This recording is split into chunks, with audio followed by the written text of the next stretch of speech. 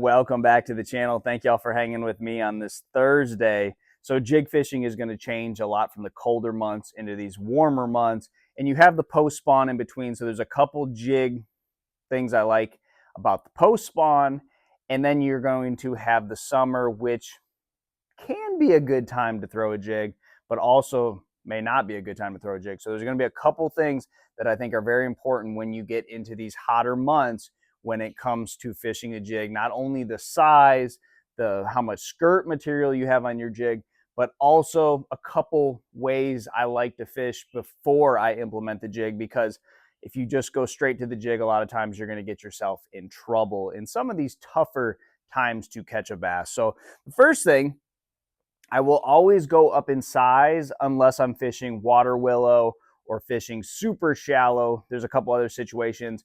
Typically current is involved, and it may be in the back of a creek, which can be really good this time of year because of how the creek set up. Once you get to the extreme backs, you're going to have very steep banks once you get back there. Sometimes it'll be silted in before you get to the extreme back, but once you get over that hump, you get into that really far back, seems like you're out in the middle of nowhere. Those can be a lot deeper. You're going to have some current, so that's really good in the post spawn. I either like to go out to the main river channel or go back as far as I can. You'll even find water that may be 10, 15 degrees cooler way up a river or way in the backs of a creek.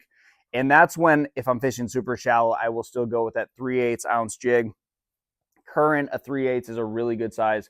A lot of times when you go up heavier than 3/8, you can't really let that jig wash in the current. So if you're fishing around laydowns or around water willow, which grows really shallow, like 2 feet of water, that 3/8 is going to be what I use this time of year. But other than that, if there's no current involved or I'm just fishing, a little bit deeper than that, it's always going to be a 5/8, a 3/4, or even an ounce, which I'm going to fish out to like 7 feet and deeper. So when it comes to skirt material, I am going to trim most of my jigs down. So I don't want any of that skirt material to be anywhere near what is kicking on the back of my trailer. My trailers are all going to have action.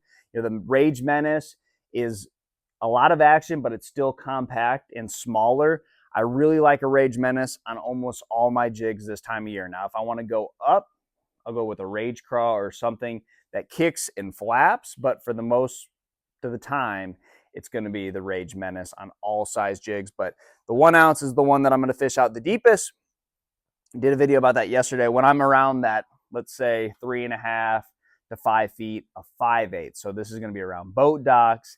And one thing you will notice about these heavier jigs, they do skip better than your lighter jigs. So a 1/2 ounce jig is always going to skip better than a 3/8 ounce jig. If you're really trying to get it way back up underneath there, heavier jig for that. So 5/8, I really like that fall. In the post spawn, I really like a baby brush hog on the back of my jig. It looks silly, I know, but that is something that I really think gets their attention in the post spawn. Bigger creature baits. And on a jig, when the jig bite is going on, but I think this is probably the most important thing about jig fishing post spawn, because the post spawn, a creature bait like a brush hog, is a great bait. And then in the summer, the same thing goes, is that I like to start with a creature bait. I like to start with a Texas rig with like brush hog or some type of beaver style bait on there, or a Rage Craw, something that kicks, but a creature bait or a craw. And then when I'm getting a ton of bites on that and a ton of little ones, then I'll go to the jig. So like when we're in the colder months, I'm basically just a jig because I'm really not seeking out, a whole lot of bites. I'm probably catching my limit, cranking or throwing a chatterbait or doing something else. The jig is strictly for big bites. And that's a lot of the times what I'm doing in these hotter months.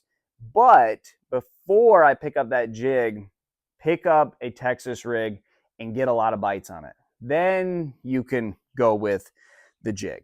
Maybe your other technique, maybe a top water, you're catching them on a buzzbait or a spook or something, then you can go straight to that jig. But if you think you can just go straight to the jig to catch all your fish in the hotter months, not always the way it goes down. Catch some on that Texas rig, catch some small ones, and then have enough bites to where you can catch the jig and eliminate all those small bites. That's what the jig is going to do for you. So my rule of thumb, if you can get 20 bites a day on a Texas rig, 5 or 6 or 7 bites on that jig is as good as 20 bites. So you need to be getting 15 to 20 bites a day on a Texas rig before you really start going with the jig, or you're just not going to catch your limit. And one last thing, these tungsten jigs. So if you're fishing deeper, bluff walls, channel swing banks, where you are fishing that jig up shallow where your bait hits the water, but you're really dragging it out, I like these tungsten jigs. I like to stroke them. So when you're stroking a jig, that line snapping, popping on top of the water, tungsten, half ounce, some type of kicking trailer like a speed craw on the back. But that is going to be a really good way when you need to actually fish it out a little bit deeper. You're not just fishing around grass or wood or some type of cover. And one other thing about that, anytime I'm fishing that shallower grass or I'm fishing around a lot of current where you have shallow cover, I'll also have a swim jig ready to go as well. Because if you have clouds, those bass are going to kind of pull out. They're going to get on the outside edge of that cover, and you can catch those same bass swimming a jig. So a lot of people think a swim jig is just good. Certain times of the year, swim jig is always good. And a lot of times, if you have those storms that are rolling in, it may be sunny, no wind.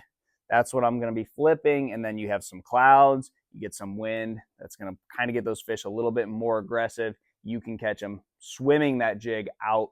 You know, and again, it's shallow water, 2 feet of water on the edges of that cover.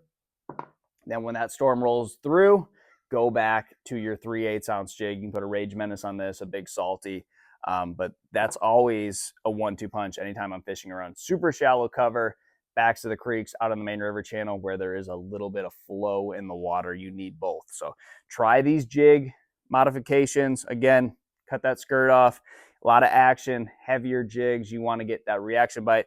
And don't be afraid to put this 1 ounce in a little bit shallower water as well. You know, if you're fishing a dock in 5 feet of water, a lot of times they don't see this big 1 ounce jig. The reason I figured this out, I was flipping it around grass. I was out in 8 feet of water. It's the only jig I had tied on.